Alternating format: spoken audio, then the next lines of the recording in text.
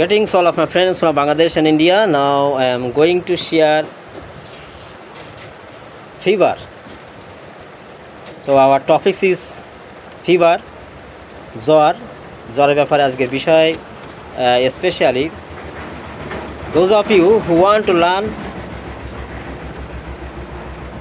classical theory, not patent syrup. এই ভিডিওটি ঠিক তাদের জন্য যারা ক্লাসিক্যাল থিওরিতে আসতে চান, কিন্তু ভিটামিন সিরাপ ক্যাপসুল এগুলো কোনো হোমিওপ্যাথি নয়। এই সাময়িক রোগীকে উপশম দেয় কিন্তু রোগীর ক্ষতি করে বেশি। তো আজকের সাবজেক্ট দুনিয়ার ডাক্তার বন্ধু তোমরা যারা আসো, তোমাদের জন্য জ্বরে যে সিঙ্গেল মেডিসিন সিলেকশন করে 5 ফোঁটা ঔষধে 103-4 ডিগ্রি জ্বর চলে যেতে দেখেছি। আমি এই ভিডিওটা আমার ফেসবুকে দিয়েছিলাম। তো ফেসবুকে দেওয়ার পর আমার এই ভিডিওটা আমি ফেসবুকে দিয়েছিলাম যে মাত্র 4-5 ফোঁটা ঔষধে 103-4 ডিগ্রি জ্বর চলে গেল। আমি এই ভিডিওটা দিয়েছিলাম সেই সময়। যাই হোক, আমাদের মূল বিষয় চলে আসা যাক। আমার প্রথমত কথা হচ্ছে ব্রাউনিয়াতে শুরু করছি। নবীন ডাক্তার বন্ধু তোমরা যারা আছো, তোমাদের সুবিধার জন্য।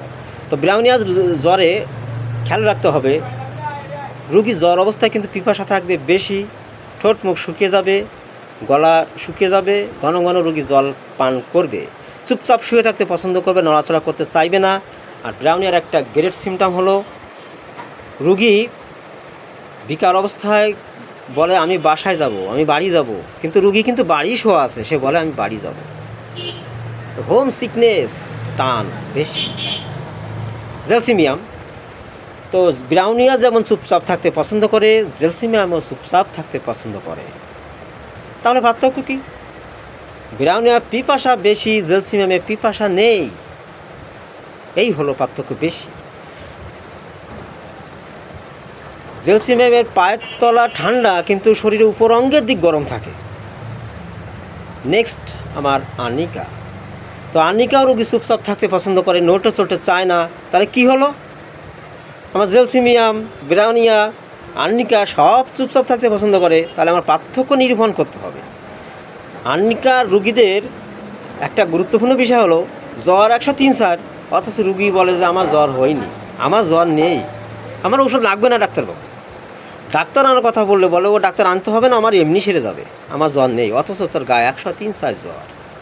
আর্নিকার গাত্রবেদনা থাকে, সে বিছানাটা শক্ত থাকে, শক্ত বিছানাটা আসলে কিন্তু বিছানা শক্ত না, বিছানা নরম, লেপ তোষক আছে, কিন্তু ও বলে আমার বিছানা শক্ত হয়ে যাচ্ছে, এত গাত্রবেদনা থাকে আর্নিকায়। এবং আরও একটা কথা, আর্নিকাও কিন্তু এরকম পায়ের তলা ঠান্ডা থাকে, উপরের দিকে অনেক তাপমাত্রা উঠে যায়। রাস্টক্স, নেক্সট রাস্টক্স আরও একটা another strong medicine for fever. রাস্টক্সের জ্বরে সাধারণত অস্থিরতা বেশি থাকে, রুগী বিছানায় শোয়া অবস্থায় একবার এপাশ একবার ওপাশ, একবার এপাশ একবার ওপাশ, এই করতে থাকবে রাস্টক্স। জিহ্বার সামনে 3 কোণা আকার দাগ পড়তে পারে রাস্টক্সে। পেটের একটু পীড়া দেখা দেবে রাস্টক্সে, পায়খানা নরম হতে থাকবে, সারা গায়ে কামড়ানি চাবানি এইগুলো লেগে থাকবে, অস্থিরতা এক কথা থাকে। তো আর্সেনিকে কিন্তু অস্থিরতা থাকে, অ্যাকোনাইটে অস্থিরতা থাকে। তাহলে আর্সেনিকে অস্থিরতা বেশি, রুগী ঘন ঘন জল পান করে। আর্সেনিকে রুগীর ভিতরে একটা অন্যতম স্ট্রং সিমটম আমরা পেয়ে থাকি, তা হলো রুগী ঘন ঘন মৃত্যুর কথা বলতে থাকে। তবে মৃত্যুর কথা তো অ্যাকোনাইটে বলতে থাকে। তাহলে আমার রুগীর আর্সেনিকে মৃত্যুর কথা বলে, অ্যাকোনাইটে মৃত্যুর কথা বলে, তাহলে পার্থক্য কোথায়? What is difference? একটাই, সে হলো আর্সেনিকের রুগী মৃত্যুর দিন তারিখ ঠিক করে ফেলে যে আগামীকাল আমি মারা যাব, আগামীকাল হয়তো দুপুরের দিকে মারা যাব।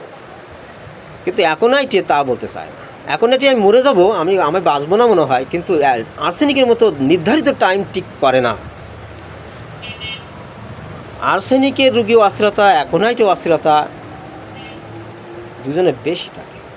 অ্যাকোনাইটের ভয় হইতে বিভিন্ন জ্বর দেখা দেয়, ভয় হইতে জ্বর, ভয় হইতে পায়খানা, পাতলা পায়খানা, ভয়ের পর থেকে রুগী অজ্ঞান হয়ে যাওয়া অ্যাকোনাইটের একটা গ্রেট পিকুলার সিমটম বা স্ট্রং সিমটম আমরা বলতে পারি।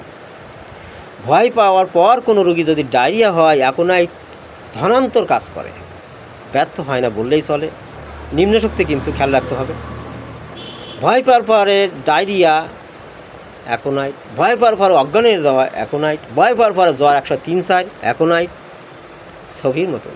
তবে খেয়াল রাখতে হবে ভয়টা যদি পুরাতন হয়ে থাকে, যে ভয়টা নতুন হয়নি, আজ থেকে 1 মাস আগে ভয় পেয়েছিল, এখন সেই রোগগুলো দেখা দিচ্ছে, তাহলে ওষুধ হবে অ্যাকোনাইট না, তখন ওষুধ হবে ওপিয়াম পুরাতন ক্ষেত্রে, ক্রনিক, এবং অ্যাকুইট ক্ষেত্রে অ্যাকোনাইট। সো নবীন ডাক্তার বন্ধুদের জন্য দিলাম, ভিডিও লম্বা করা যাবে না, লম্বা করলে আপলোডে অনেক সমস্যা হয়। তো এখানে রাখছি, নবীনদের জন্য টুকটাক প্রায় ভিডিও দিয়ে থাকি। আর আজকের জ্বরের ব্যাপারে দিলাম, এই জ্বরে ওষুধ দেওয়ার সময় এগুলো খেয়াল করলে কিন্তু ওষুধ সিলেকশন হয়ে যাবে, এটা খেয়াল রাখতে হবে। অযথা ভিটামিন ক্যাপসুল ট্যাবলেটে কিন্তু জ্বর সাময়িক চাপা পড়ে। অ্যান্টিবায়োটিক তো আমরা জানি যে প্রচুর সাইড এফেক্ট, একটা ওষুধ দিয়ে অ্যান্টিবায়োটিক জ্বর নামানো হয় কিন্তু রুগীকে শেষ করে দেওয়া হয়। কিন্তু এই সিলেকশন হিসেবে ওষুধ সিলেকশন করতে পারলে মানে এই ক্লাসিক্যাল ওয়েতে হ্যাভি সুন্দর এবং রুগীর অনেক উপকার হবে। জ্বর যাবে কিন্তু রুগী টের হবে না, রুগীর কোনো ক্ষতি হবে না।